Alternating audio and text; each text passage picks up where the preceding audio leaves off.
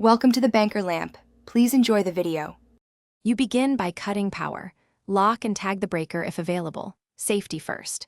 Use a ladder, gloves, and a non-contact voltage tester to verify 0 volts at the fixture. This prevents shocks. Next, remove the diffuser and locate the emergency module and battery. Note model and wiring orientation so you can match the replacement. Once done, unscrew the module and disconnect the battery harness carefully. Avoid pulling on wires. Make sure to keep screws and small parts in a labeled container for reassembly. You now fit the new module, align its mounting holes, and gently plug the battery harness back in. Polarity matters, so double-check the connectors. Once connected, position the module so wiring is tidy and strain-relieved. Use cable ties if needed. Tighten screws to secure the unit, but avoid over-tightening plastic tabs. Then reinstall the diffuser and test the lamp bulbs if applicable.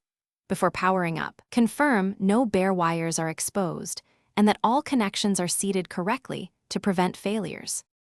You finish by restoring power, then run the built-in emergency test for 30 seconds to confirm battery operation. Observe lamp brightness and any noise. If the light fails to come on, first recheck the harness seating and battery polarity. Next, inspect for a blown fuse or loose breaker. Make sure the battery is the correct type and not past its rated service life. Finally, log the replacement date and part number so scheduled maintenance avoids surprises later. This saves time and prevents repeat trips. Thanks for watching. If this was helpful, leave a like and consider subscribing. See you next time.